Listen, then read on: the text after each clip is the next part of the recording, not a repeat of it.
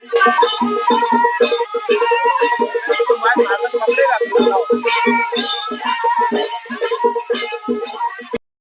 ભ્રષ્ટાચાર ભાજપ તેરો અત્યાચાર જ્યાં જુઓ ત્યાં ભ્રષ્ટાચાર ભાજપ તેરો અત્યાચાર જ્યાં જુઓ ત્યાં ભ્રષ્ટાચાર ભાજપ તેરો અત્યાચાર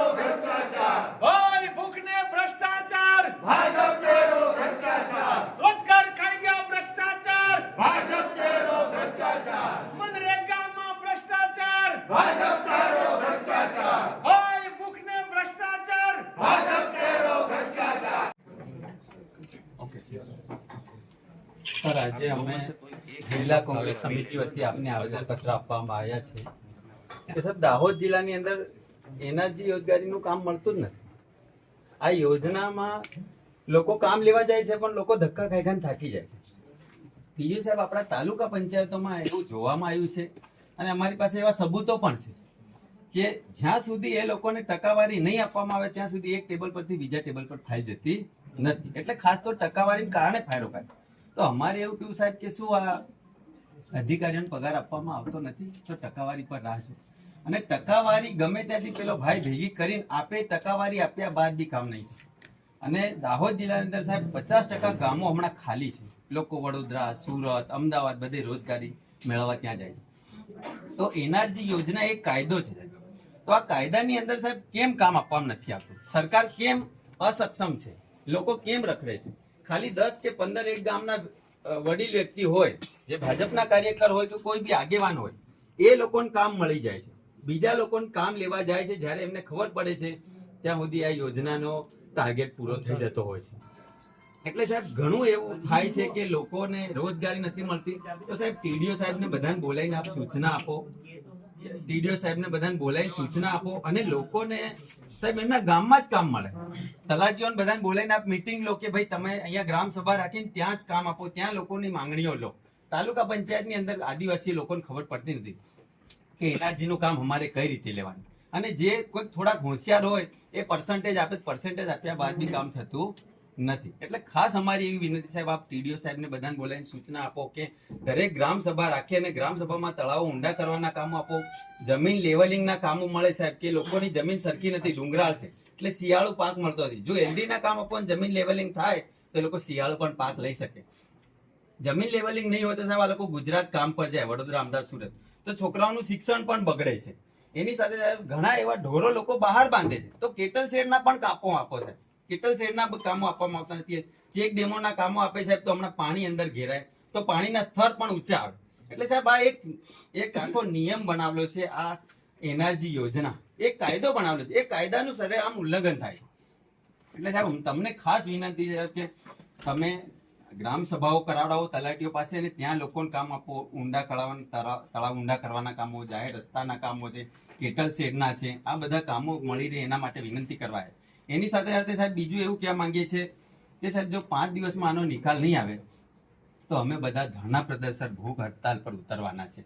કેમ કે અમે થાકી ગયા સાહેબ, એટલા વર્ષથી રજૂઆત કરીને થાકી ગયા. રજૂઆત કરવા છતાં પણ સાહેબ કશું કામ જ નથી.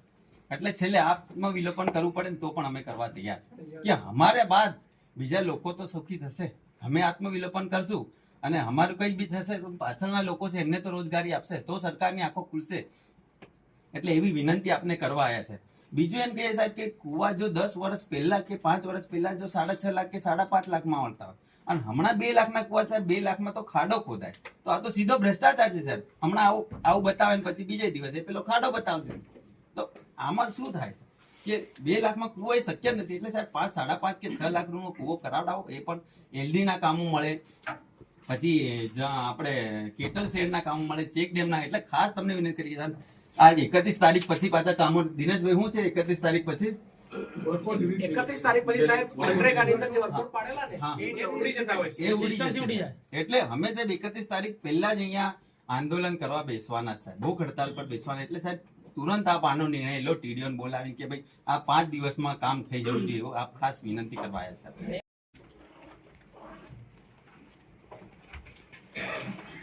આર્યા સાહેબ આ જિલ્લા સભ્યના લેટર પેડથી નરેગાનું તો શું જિલ્લા સભ્યને કે ધારાસભ્યને એમને ગ્રાન્ટ નથી મળતી?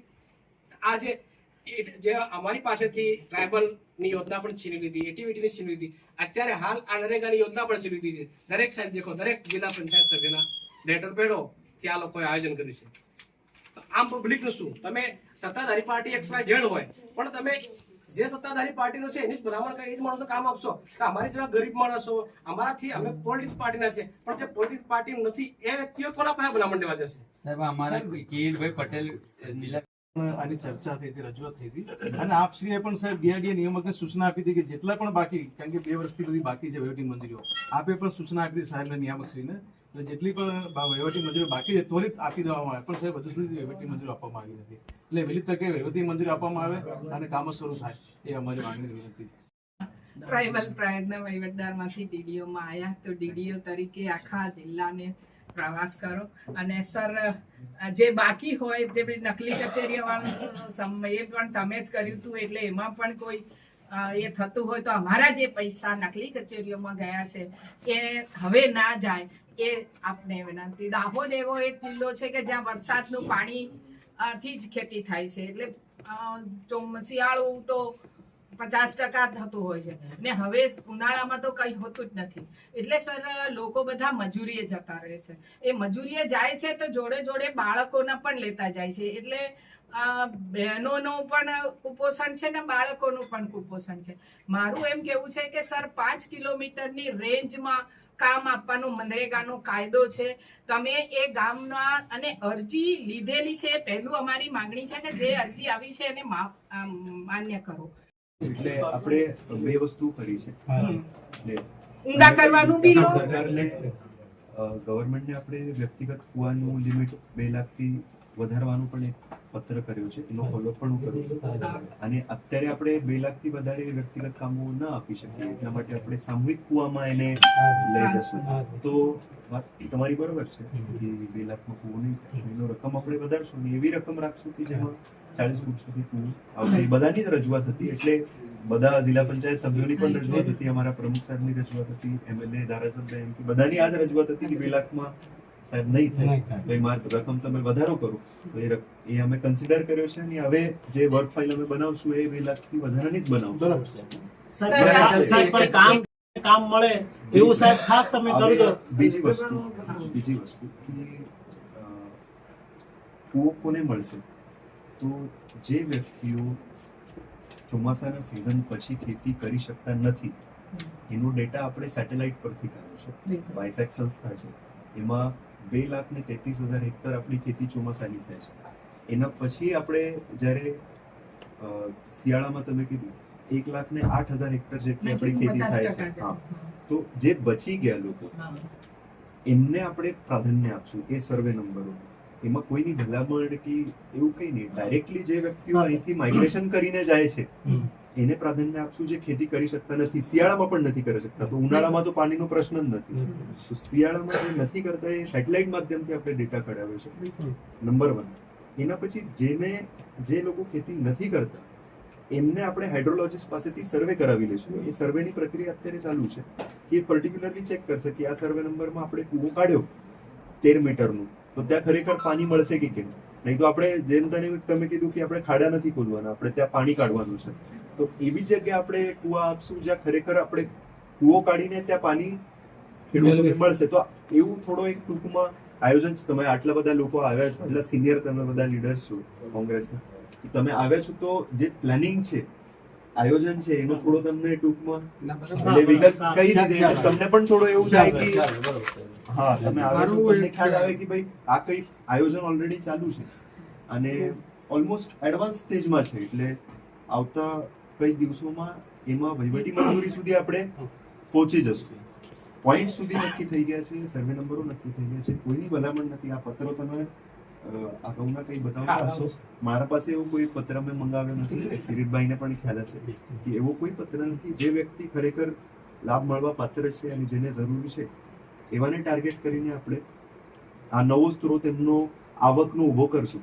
એવું એક ટૂંકમાં આયોજન છે. અને પ્રાયોજનામાં પણ આપણે આ બધી સિસ્ટમો બંધ કરી અને એ જ રીતે હવે અહીંયા પણ જે આ કામો નો એલિગેશન હતું અલગ અલગ, એમાં આપણે હવે સીધી રીતે કામ કરશું. બિલકુલ સર, આપ ડિસ્ટ્રિક્ટ ડેવલપમેન્ટ ઓફિસર છો. મારી એક વિનંતી છે, આપ જ્યાં વિઝિટ જાઓ ત્યાં અમે ઢગલાબંધ એક સાથે 5-6 નળ અને ચકલી પેલું નીચે સ્ટેન્ડ એ જે અમે જોયા છે, તો મેં સવાલ કર્યો કે આ કેમ આ 6 ચકલીઓને બધું એટલે બેસાડવાના બાકી છે, તો કે ના, આ ઘરોમાં આટલા રેશન કાર્ડ છે, એ રેશન કાર્ડ પ્રમાણે ચકલીઓ અને પેલું સ્ટેન્ડ મૂકી દીધું છે. પાણી નથી આવ્યું છે, પાણી નથી આવ્યું, પણ એની ઘરવેરાની પહોંચ તમે માગીને જોજો તો સાહેબ તેમાં પાણી વેરો બી આવ્યો અને સફાઈ વેરો બી આવી ગયો. પંચાયતમાં સફાઈ કામદાર મૂકે તો એક જણને નોકરી મળે, પણ એ સફાઈ કામદાર નથી લેતા, પણ જે સફાઈ વેરો ગામ લોકો પાસે વસૂલ કરવાનો થઈ ગયો. પાણી નથી આપતા અને પાણી દરેક ગામમાં આ પરિસ્થિતિ છે સાહેબ. એટલે આપ વિઝિટ કરજો. એક તો પહેલા ડીડીઓ નું આઈ થિંક પેલું પોસ્ટિંગ છે અહીંયા, ફર્સ્ટ પોસ્ટિંગ અહીંયા. તો એના માટે તમને કોંગ્રેચ્યુલેશન અને wish you all the best કે જેથી કરીને આખું જે ટ્રાઇબલ બેલ્ટ છે એમાં 3 ડિસ્ટ્રિક્ટ જેની સૌથી વધારે માલ નરિશમેન્ટ જે હોય, and Dahod is one of them. Dahod, Dang અને નર્મદા 3 જિલ્લા. આ એક જિલ્લા વિકાસ અધિકારી કોઈ પણ આઈએસ ઓફિસર હોય એ એવા વિસ્તારમાં જ્યારે પોસ્ટિંગ હોય તો ઇટ્સ એન ઓપોર્ચ્યુનિટી કે જે આપણે આમાં કંઈક કરી શકીએ, કે જેના કારણે, કારણ કે આ એક જિલ્લો એવો છે જેના 50%થી વધારે બાળકો માલ નરિશ છે. ધેટ મીન્સ 50% ફેમિલીઝ છે એ પોતે પણ માલ નરિશ હોય. અમે લોકો એમ કે પેરેન્ટ્સ માલ નરિશ હોય ને તો જ એનું બાળક માલ નરિશ હોય. એવું ના બને કે મા બાપ બહુ ધરાઈને ખાઈને બાળક ભૂખ્યું, એવું બને નહીં. તો જે જિલ્લો અડધાથી વધારે વિસ્તાર ભૂખથી પીડિત માલનરિશ વાળું હોય, જ્યાં migration, the highest migration in Gujarat, એમાં 3 ડિસ્ટ્રિક્ટમાં દાહોદ આવે છે. અને પોવર્ટી, માલનરિશ અને માઇગ્રેશન ડિસ્ટ્રેસ માઇગ્રેશન જેને કહેવાય, અનિચ્છાનું માઇગ્રેશન. હું દુબઈ જાઉં, કેનેડા જાઉં, મારું માઇગ્રેશન એ જુદું છે, પણ મારે મજૂરી કરવા માટે ના છૂટકે જવું પડે મજૂરી. પૂર્વ પટ્ટીમાં દાહોદ જિલ્લાનું એટલા મોટા પાયે સ્થળાંતર થાય છે અને એનું મૂળ કારણ જે છે એ ગરીબી. અને ગરીબીનું મૂળ કારણ અહીંયા રોજગારની તકો નથી. મનરેગા જેવી યોજનાઓ મશીનથી ચાલે છે. અમુક જગ્યાએ તો એવું છે કે મશીન બી નથી, ખાલી કાગળ ચાલે છે. આપ જિલ્લા વિકાસ અધિકારી છો, આ બધાની તપાસ કરીને લોકોને રોજગાર મળે, લોકોનું સ્થળાંતર અટકે, બાળકો ભૂખથી મુક્ત થાય, એવું આપ કરો, એવી વિનંતી કરવા માટે આજે કોંગ્રેસના સૌ આગેવાનો અહીંયા આવ્યા છીએ. સાથે સાથે નકલી કચેરીઓ કૌભાંડમાં પકડવામાં આપનો પણ એક રોલ રહ્યો છે. તો આ નકલી કૌભાંડ, નકલી કચેરીઓ વાળું જે છે એ વહેલી તકે સંપૂર્ણપણે નાબૂદ થાય, સજા થાય લોકોને, એમાં પણ તંત્ર જે છે એ કામે લાગે. રોજગાર માટેના, મનરેગા માટેનો નિયમ જે છે એનો લાગુ કરીને જો કરવામાં ન આવે તો અમારા જિલ્લાના કોંગ્રેસના પ્રમુખશ્રીએ જે કહ્યું છે, અમારે ભૂખથી પીડાતી દાહોદની પ્રજા માટે ભૂખ હડતાલ કરવી પડે એ સ્થિતિ થશે. એટલે અમે આપને વિનંતી કરવા આવ્યા છીએ કે આ આમાં કોંગ્રેસ પક્ષના કાર્યકર્તાઓ આપ કહેશો તો આયોજનમાં મદદ કરશે, ગામો ગામ મનરેગાની યોજના માંગવામાં કે ભાઈ કયા ગામની ક્યાં જરૂરિયાત છે, અમે મદદરૂપ થવા માંગીએ છીએ, માત્ર વિરોધ કરવા માંગતા નથી. પરંતુ જિલ્લાઓના અને આખા શાસનમાં જ્યારે એક તરફી લોકો અવાજ સાંભળે અને બીજા તરફી અવાજ ન સાંભળે ત્યારે ના છૂટકે અમારે આ કહેવું પડે, આવું ન કરવું પડે, ઉપવાસ ઉપર ન ઉતરવું પડે, એવી વ્યવસ્થા આપ કરશો લોકો માટે, એવી વિનંતી. એ વિધિન 7 days થઈ જ જતું હોય છે ફરજિયાત, કેમ કે એક્ટમાં પણ પ્રોવિઝન છે, એના સર્ક્યુલરમાં પણ પ્રોવિઝન છે. અને જનરલી 3-4 મહિનાની કોઈ વાત હોય, સ્પેસિફિક વાત હોય તો તમે મને હાલમાં બી નથી ને રાજુ, હાલમાં બી નથી આવી. પણ આવું અત્યારે મૌખિક જે રજૂઆત છે, હા, એ આપણે એક અમે can we have a one like system એવી કરીએ કે કોંગ્રેસમાંથી 2-3 લોકો જવાબદારી સ્વીકારે, જેમાં આવા જે ઇશ્યુઝ આવતા હોય આપના ધ્યાને ડાયરેક્ટ લાવે, બરોબર છે, તો એ ઇઝી પ્રોબ્લેમ સોલ્વ કરવા માટેનું, તો એવું પણ આપણે કરી શકાય. એમાં નરેગા સોફ્ટ એક ઓનલાઈન સોફ્ટવેર છે, ઓપન ટુ ઓલ છે. એવું એ લોકો પૂછતા નથી કે તમે કઈ પાર્ટીના છો, એટલે ઓપન ટુ ઓલ સોફ્ટવેર છે. એમાં ડાયરેક્ટલી જે વ્યક્તિએ જે દિવસે ત્યાં કામ કર્યો છે એ પણ દેખાશે, અને એમાંથી પેમેન્ટ એને વિધિન 7 days થઈ જ જતું હોય, એ પણ તમે ચેક કરી શકો. એટલે તમારા પંચાયત હોય તો તમે પંચાયત સિલેક્ટ કરી અને એમાં સ્પેસિફિક વર્ક કોડમાં અંદર જઈને ચેક કરી શકો છો. તેમ છતાં કોઈ એવો પ્રશ્ન હોય તો તમે મને એક અરજી સિમ્પલ પ્લેન A4 પેપર પણ કરો, તો હું ચેક કરાવીશ.